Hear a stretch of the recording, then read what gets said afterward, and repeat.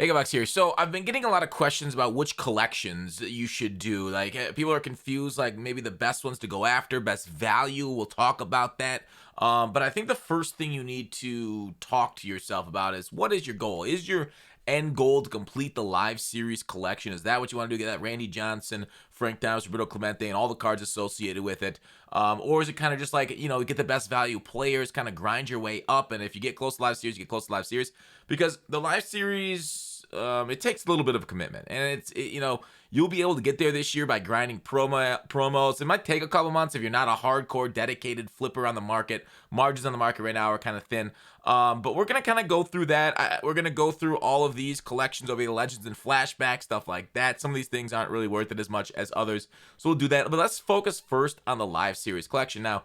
I think the first tip that I want to give you about the live series collection is if you complete a team, like if you get all the cards for the team done, right? Like right here, let's go down a little bit lower. Right here, collect them. Okay, collect them, knock that team out. Don't let it sit till the end before you collect them all, because frequently during the season, they're going to update rosters. And if they bring up a new guy from AAA and he comes up to the roster and they put a new card in the game for him, guess what? That card's going to go for 1,000 stubs. You'll be waiting in a line for I don't know, 200th in the line. Who knows when that'll get filled? Usually they're not too terrible, but like these cards should really only be 39 stubs, but if it gets updated, all of a sudden you're paying 1,000 stubs for a card that really should only be 40 or even under that, down to 5 when you put in buy orders. Obviously, completing a live series, never, in my opinion, do you ever want to buy now, right? You never want to go here, buy sell options, and then just hit the buy button and then just like buy now at 300. Always put in buy orders, okay? So that way you can do it cheaper. Never buy straight out, unless, of course, like the numbers are razor thin that it doesn't matter. It's like a couple stubs here or there, whatever, just get it done. But always be putting in buy orders. Don't buy now for the live series collection.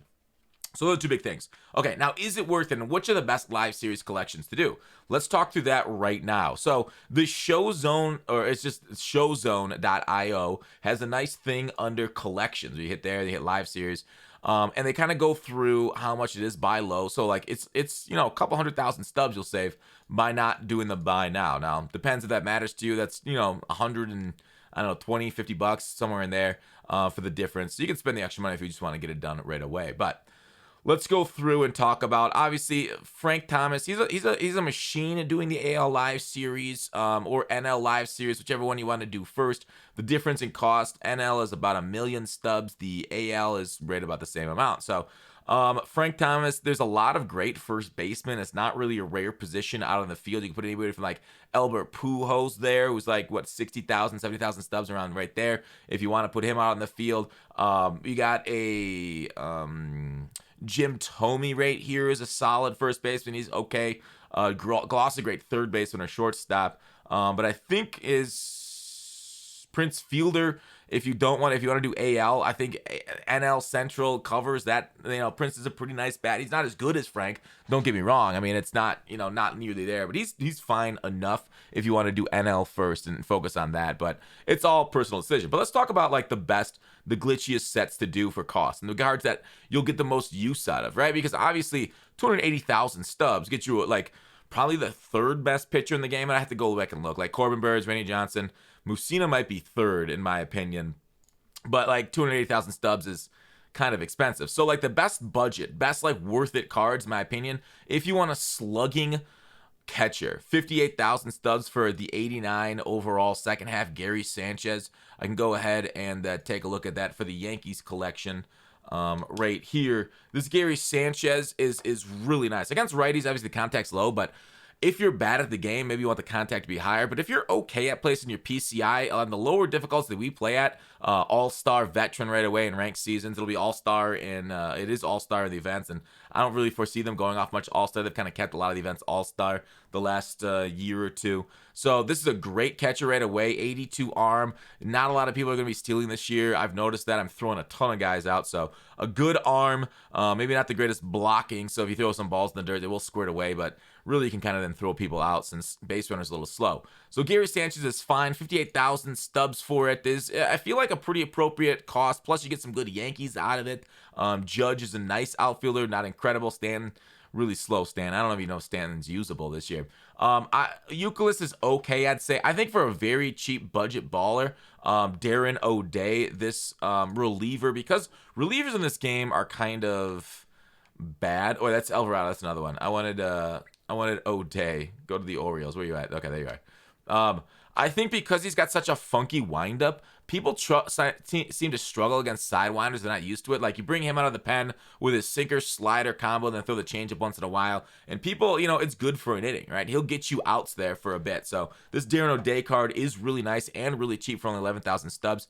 I really like this Alvarado for 25K for the Tampa Bay Rays. One of the best relievers in the game, in my opinion, right now. Maybe not top 3, but for 25K to get an Alvarado card, he does have outlier 1, which makes his two-seam fastball go above 97 miles per hour. I think it's around 99, touching 100 for a two-seamer. That's rare. There's not a ton of two-seamer outliers out there.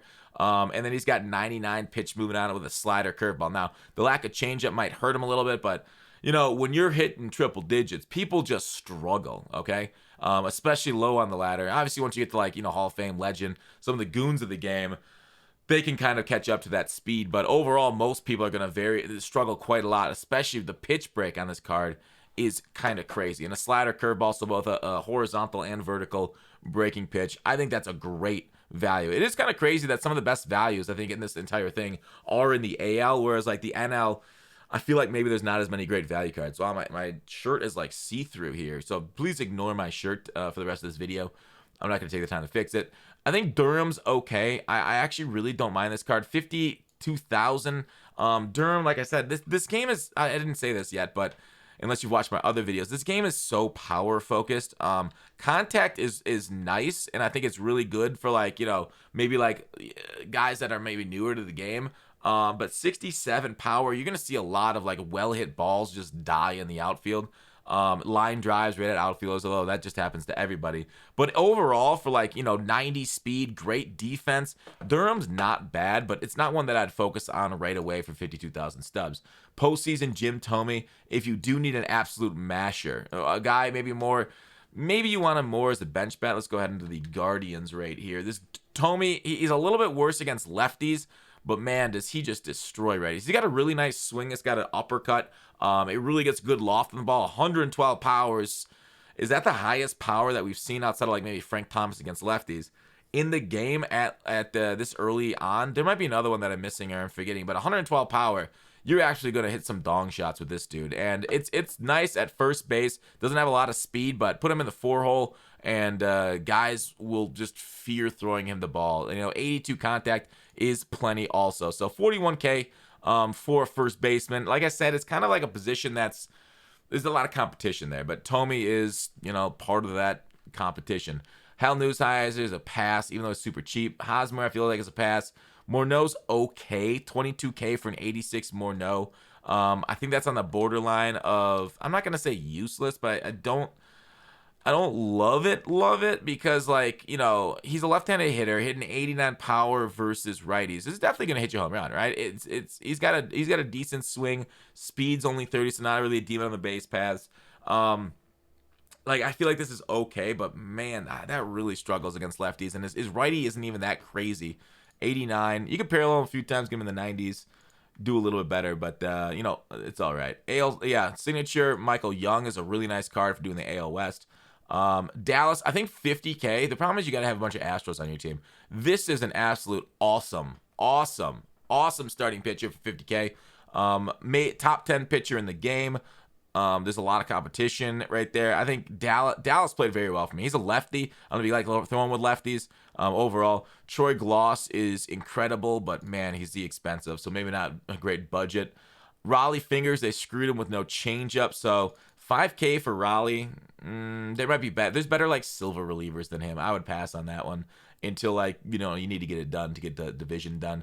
Edgar Martinez is no good. This Mike Napoli, very similar to the Gary Sanchez. Now, Gary's a little bit more expensive. Breakout Mike Napoli, he's got a ton of power, which I said is very important early on. So maybe the one to do first is Mike Napoli if you want to get a team done if you want to get a catcher right away. Now, he does not have nearly the arm Gary has, only 62 arm strength there, but good contact and power with a right-handed swing. He can play secondary at first base also if you do have an extra catcher. So $22K for this card to get that live series collection done. Not bad at all. Expensive.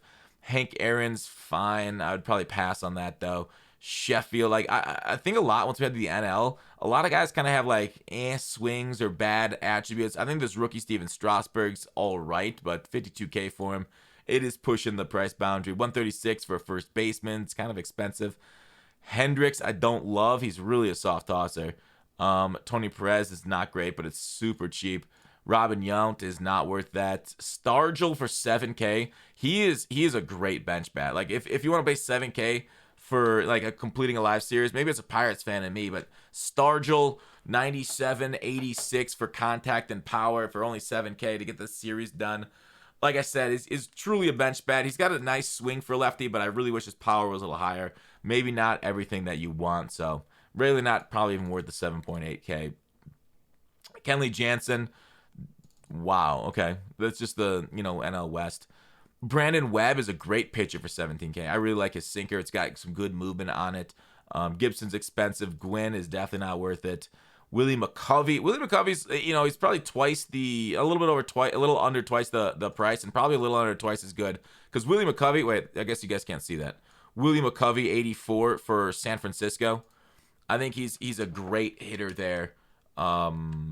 More off the bench, but he can do okay if you're forced to start him at first, because he's just like a righty masher. Maybe you can platoon him with a right-handed first baseman too, but I really do like this guy. If you have him in your, in your field, he's fine, but really, you do want him off the bench to bring in and slug some dingers. He's got a nice little swing too on him, so that's kind of like the best budget guys I feel like out of live series collection. But you got to ask yourself what your final goal is for the live series collection before really breaking into it. Legends and Flashbacks. Now, these sets, it's an interesting thing altogether, because a lot of these sets, right, when you look through them, a lot of these cards are grind cards. So, like, if you look at me right now, like, you see a lot of these say no sell on them. So I can just kind of, like, click, like, even the ones that don't say no sell, like this Jimmy Fox, I literally just got it by grinding the BR program, okay? So a lot of these things are on the way. Bob Feller, same way. BR program grind. These no sells. Some of them are from the live series. We'll see if I can't find one with the live series. But a lot of them are just from like straight up grinding the game. Like through the yeah, here it is. This one's a live series card. Okay, this Larry Walker card.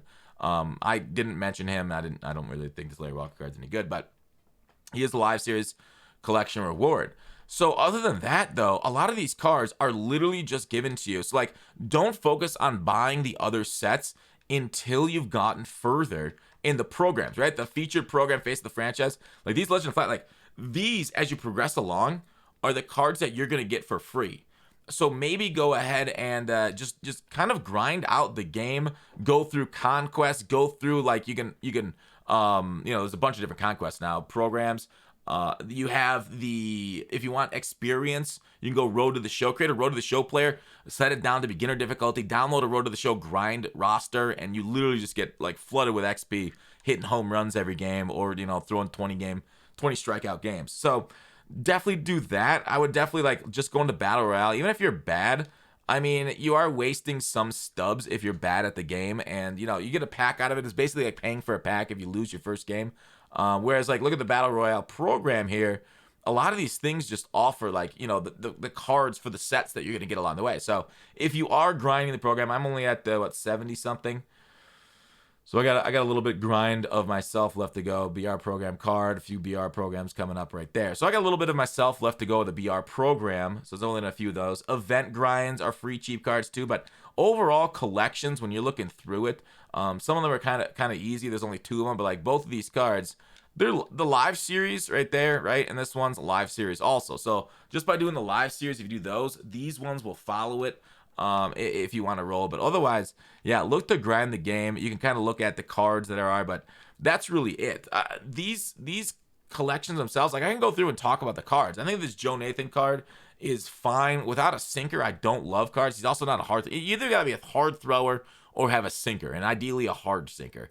Joe Nathan, not really doing any of that. Now, his slider's got 90 pitch break, which is all right. His control isn't the greatest either. So Joe Nathan, not exactly the greatest one to do if you're going to focus on it.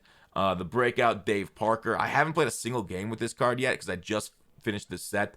But overall, his attributes kind of show that he really isn't it. Okay, Dave Parker there, not worth it. That one doesn't really have a card worth it. Prime, you just get a balling as a habit. Awards, balling as a habit. Signature, balling as a habit. Milestone, balling as a habit. We then got the cover athlete reward. Is Joe Mauer worth, what are these things going for right now? 30 to 34K. So is Joe Mauer worth 30,000 times 12? It's like 360,000 stubs for Joe Mauer. Man, he's been really good for me. 360,000 stubs, though.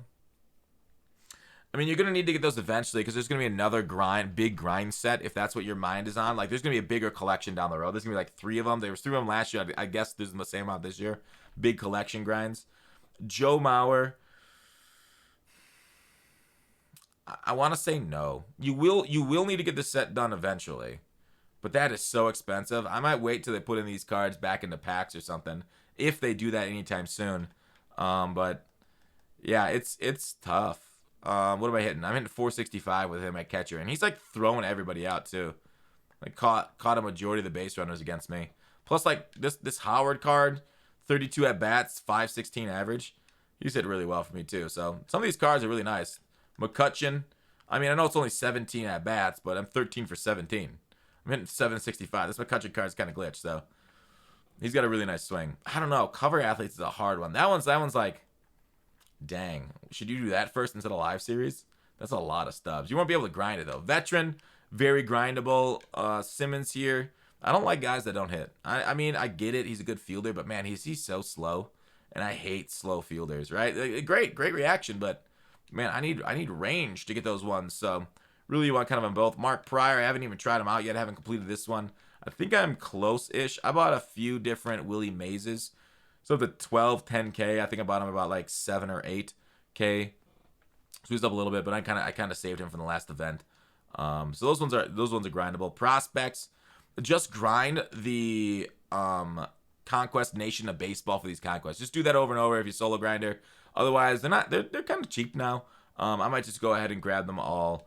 For Adley. Adley right there with Mauer for one of the best catchers in the game. A switch hitting catcher, that's straight money, dude. Switch hitters are so nice. Yeah, I really like that card. Face of the franchise. Yeah, nothing really collectionable here. These things are just grindable. And then these cards I collected just because, 1, they look cool, and 2, we'll probably need them for future set. So anyways, that's kind of my thoughts on the sets and which ones are worth it, the budget ones. Stadiums, if you collect them along the way, if you want them all just to play in different stadiums, go ahead and do the collection. I'm not necessarily sure they're super worth it. I mean, how much are these stadiums going for? They are going for like 5 stubs each. So actually, that's actually a really good set to do, right? If you buy all these all these stadiums, okay, let's just take a look at that. If you can buy all these stadiums for like 5 to 10 stubs a pop. We'll say 10 stubs a pop for, 30 stadiums? I don't know. Somewhat less than 30 stadiums. 3,000 stubs, but you get back 850, 900, 1,600, 1,600. You get 2,600 stubs back plus a show pack. So a show pack for 400 stubs plus every single minor league stadium. I think that's worth it. Major league stadiums, how much can we get these things for? 50 stubs a pop because they're silvers. Yeah, 31. I don't know, 31 stubs. That's not bad. You get 5 show packs for collecting them all, plus you get every single Major League Stadium. That's probably worth it just to get that grind off. The classic stadiums, these things are actually 1,000 a pop. Probably not worth it unless you really want Polo Ground. I should collect all those. I will maybe tomorrow on stream. Uniforms. How much are these uniforms? You need 120. 114 stubs for this Altoona curve. I don't know about that. 160. I should sell some of my stuff, some of my uniforms that are going for that much. 120 of them. That's on you. I don't think it's really worth it that much. 120 of these gold cards. I don't even know how much they go for. It looks like 500 is the minimum. Yeah, that's expensive. Anyways, that is it. My ball player, these are definitely not worth it. The Diamond Choice Pack for collecting them all. Not worth it at all. These things are expensive. You only get like a Diamond Ball Player Choice Pack for collecting them all. So, there it is. Collections and sets. Hope you guys enjoyed. Thanks for watching Call to Action. I'll see you tomorrow.